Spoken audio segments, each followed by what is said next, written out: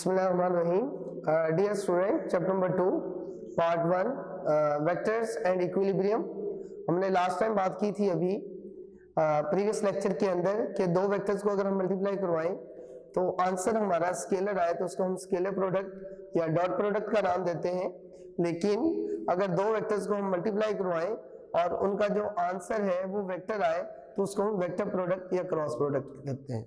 तो बेटा आज के लेक्चर में हम डिस्कस करेंगे कि दो वेक्टर्स को अगर मल्टीप्लाई करवाएं और उनका आंसर भी वेक्टर आए तो उसको हम वेक्टर प्रोडक्ट बोलते हैं। तो इसमें हम देखेंगे वेक्टर प्रोडक्ट क्या है, उसकी एग्जांपल्स क्या है हमारी डेली लाइफ के अंदर, और फिर हम बात करेंगे कि जो क्रॉस प्रोडक्ट है उसकी कैरेक्टरिस्टिक्स कौन कौन सी हैं, प्रॉपर्टीज कौन कौन सी हैं।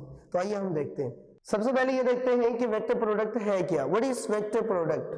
तो when two vectors are multiplied and the result is a vector quantity, then the product is called vector product.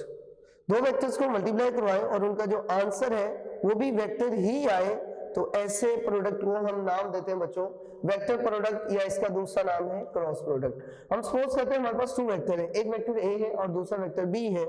हम दोनों को जब मल्टीप्लाई करवाएंगे ए क्रॉस बी तो हमारे पास आएगा A B sine of theta. Dot में कॉस थीटा आता है और क्रॉस प्रोडक्ट के अंदर साइन थीटा आता है और साथ में यूनिट वेक्टर एन भी आएगा।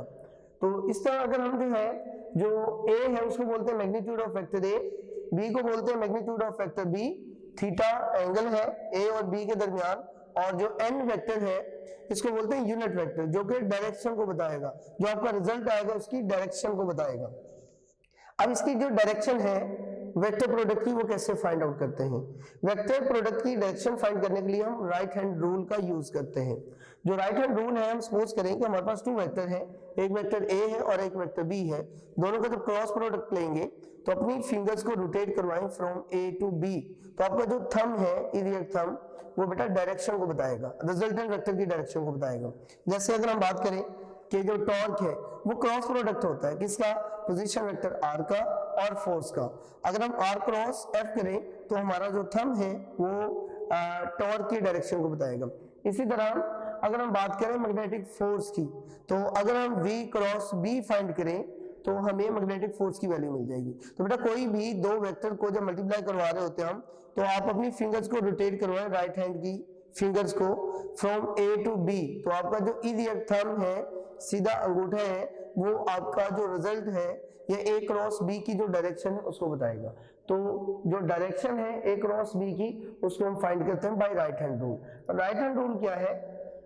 और rotate your fingers from vector A to vector B, then your elite thumb show the direction of vector resultant vector A cross B और अ यूनिट वेक्टर एन।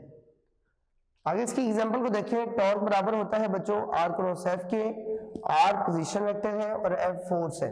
इसी तरह जो मैग्नेटिक फोर्स है वो cross product है velocity का और magnetic field का। यहां से बच्चों आप देख रहे हैं कि हम दो वेक्टर्स को मल्टीप्लाई करवा रहे हैं और उनका जो आंसर आ रहा वो भी वेक्टर है। जैसे आप देखो आर पोजीशन वेक्टर भी वेक्टर है और यहाँ पे जो फोर्स है वो भी वेक्टर है।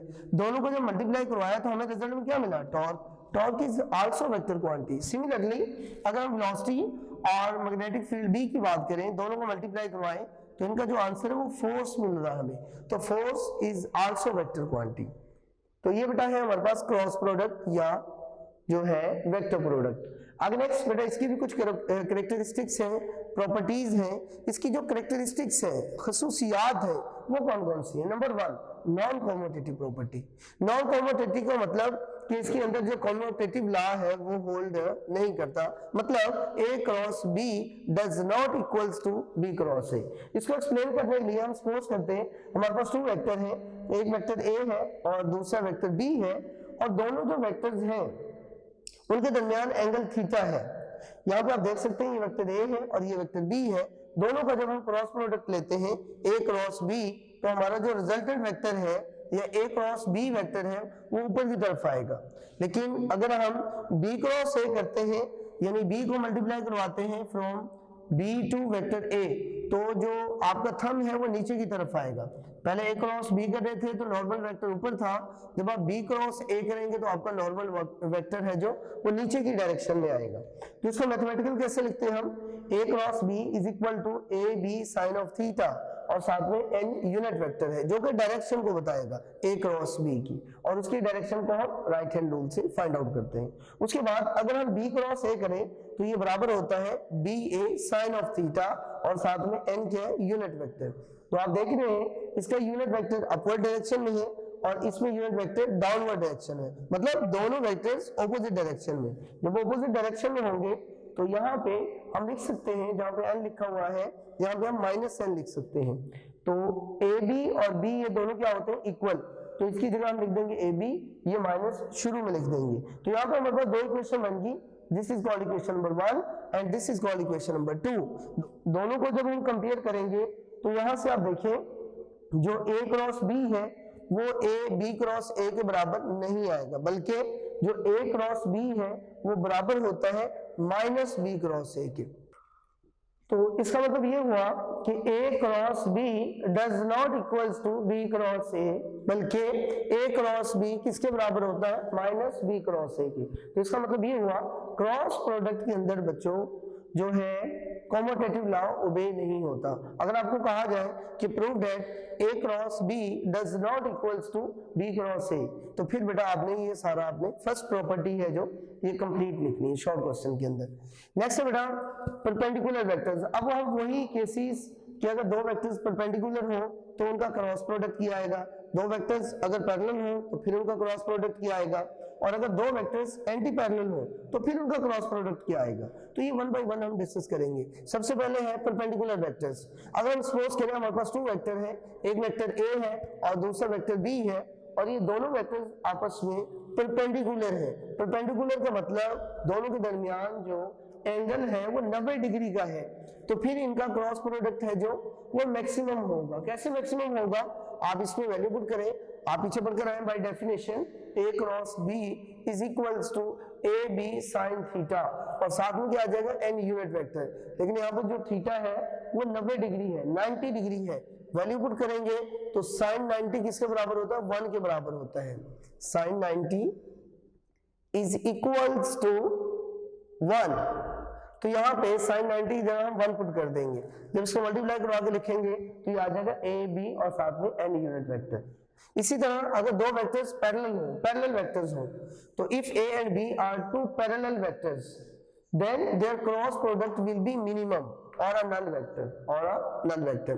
हम सपोज करते हैं वेक्टर A और वेक्टर B दो वेक्टर्स हैं, दोनों को जब हम क्रॉस प्रोडक्ट लेंगे तो ये आ जाएगा AB sin थीटा। इस केस के अंदर जो वेक्टर A और वेक्टर B है वो दोनों क्या है वो पैरेलल है। जब दोनों पैरेलल होंगे तो उनके दरमियान जो एंगल है वो 0 डिग्री का होगा। जब एंगल 0 डिग्री का होगा तो आपको पता है साइन 0 किसके बराबर होता है, साइन 0 के बराबर होता है। तो साइन 0 की जगह हम 0 पुट कर देंगे, सबको मल्टीप्लाई करवाएंगे तो हमारे पास क्या आ जाएगा 0। और इस केस के अंदर जो 0 है उसकी मैग्नीट्यूड तो 0 है, लेकिन इसको हम नाम देते हैं नल वेक्टर। पीछे हम पढ़कर आए नल वेक्टर क्या होता है, ऐसा वेक्टर जिसकी जो मैग्नीट्यूड है वो 0 होती है, उसको हम नल वेक्टर का नाम देते हैं। उसके बाद है एंटी पैरेलल वेक्टर्स। अगर दो वेक्टर्स एंटी पैरेलल हो, लेट्स सपोज हमारे पास वेक्टर A और वेक्टर B दो वेक्टर्स हैं और वो दोनों एक दूसरे के साथ एंगल 180 डिग्री बना रहे हैं, तो फिर उस केस के अंदर उनका जो क्रॉस प्रोडक्ट होगा वो किसके बराबर होगा, A cross B is equals to AB sine theta. लेकिन यहाँ जो थीटा है वो 180 डिग्री है और साइन 180 डिग्री बराबर होता है 0 के। ये वैल्यू यहाँ पे पुट करेंगे तो फिर भी हमारा आंसर जो है वो नल वेक्टर आएगा। इसका मतलब वेक्टर या पैरेलल हो या एंटी पैरेलल हो तो उनका जो क्रॉस प्रोडक्ट है वो हमेशा नल वेक्टर आएगा।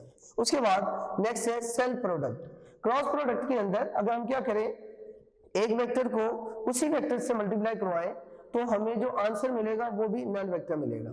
क्यों, क्योंकि वेक्टर A और उसका जो है दूसरा वेक्टर A लेंगे, दोनों के दरमियान एंगल 0 डिग्री होगा। अगर दो वेक्टर्स के दरमियान एंगल 0 डिग्री हो तो आपको पता है A cross A is equals to magnitude of A into magnitude of A, साथ में क्या आ जाएगा साइन थीटा।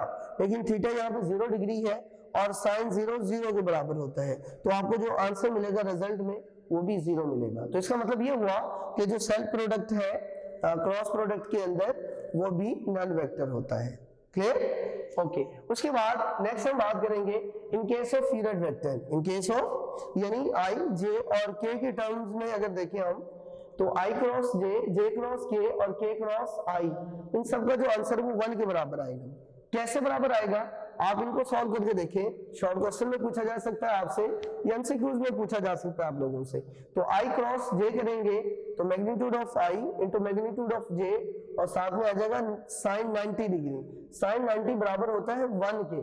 तो यहाँ पे आई की मैग्नीट्यूड भी 1 है और जे यूनिट वेक्टर की मैग्नीट्यूड भी 1 है, सबको मल्टीप्लाई कराएंगे तो आपका आंसर 1 आ जाएगा। तो इसका मतलब ये हुआ कि क्रॉस प्रोडक्ट के अंदर आई क्रॉस जे, जे क्रॉस के या के क्रॉस आई 1 के बराबर होता है।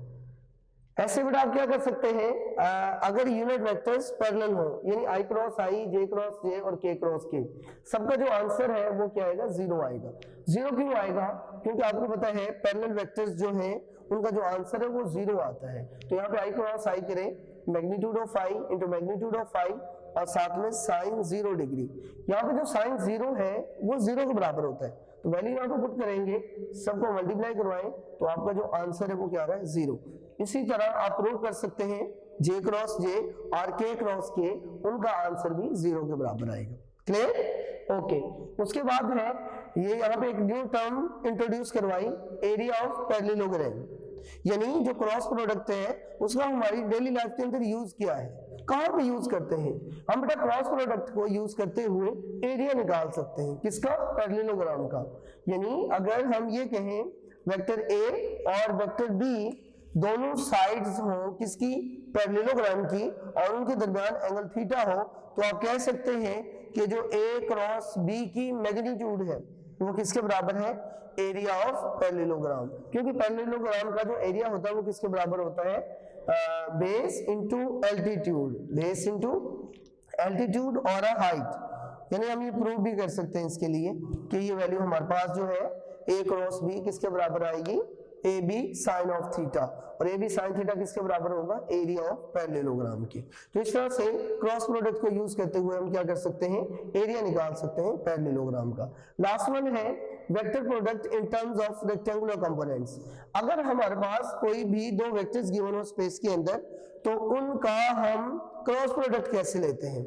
तो आप क्या करें, कंसीडर कर लें हमारे पास दो वेक्टर हैं, एक वेक्टर ए है और दूसरा वेक्टर बी है, दोनों वेक्टर लाई कर रहे हैं किसके अंदर, स्पेस के अंदर।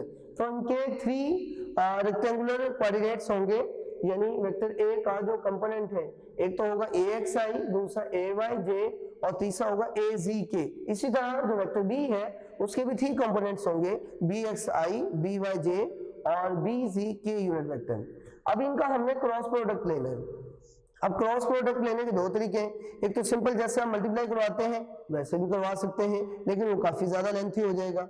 एक शॉर्टकट मेथड भी है। शॉर्टकट मेथड क्या है, जैसे मैथमेटिक्स के अंदर आप डिटर्मिनेंट को एक्सपेंड करते हैं, इस तरह भी हम क्रॉस प्रोडक्ट हम फाइंड आउट कर सकते हैं। जैसे लेट्स सपोज 2 वेक्टर है आपके पास ए और बी, उनका जो क्रॉस प्रोडक्ट है उसको आप डिटर्मिनेंट की फॉर्म में लिख सकते हैं। यानी यहाँ डिटर्मिनेंट के अंदर पहले वेक्टर ए के कंपोनेंट्स लिखेंगे, फिर वेक्टर बी के कंपोनेंट्स लिखेंगे, फिर हम इसको एक्सपेंड करेंगे तो हमारे पास क्रॉस प्रोडक्ट आ जाएगा। तो इसको हम ओपन करते हैं R1 से। आपको पता है हॉरिजॉन्टल रोज होती हैं और वर्टिकल लाइंस कॉलम्स होते हैं। तो R1 से जब इसको एक्सपेंड करेंगे तो जब I से इसको एक्सपेंड करेंगे तो I वाले कॉलम को छुपा लें और I वाले रो को भी छुपा लें, बाकी जो आपके पास एलिमेंट्स बचेंगे वो यहाँ पे लिख देंगे। सेम जब J से आप एक्सपेंड करेंगे तो फिर क्या करेंगे, J जिस कॉलम में है उस कॉलम को छुपा लेंगे और जिस रो के अंदर मौजूद है उस रो को छुपा लेंगे, बाकी यहाँ पे वैल्यूज आ जाएंगी। सिमिलरली जब K की वैल्यू निकालेंगे आप K से एक्सपेंड करेंगे तो K जिस कॉलम में है उस कॉलम को छुपा लेंगे और जिस रो में है उस रो को छुपा लेंगे, तो हमारे पास ये वैल्यू आ जाएगी। उसके बाद डिटर्मिनेंट को कैसे एक्सपेंड करेंगे, पहले इन डायगोनल्स को मल्टीप्लाई करवा दें और फिर नॉन डायगोनल्स को मल्टीप्लाई करवा दें और दरमियान में माइनस है जो ये फॉर्मूला वाला आ जाएगा।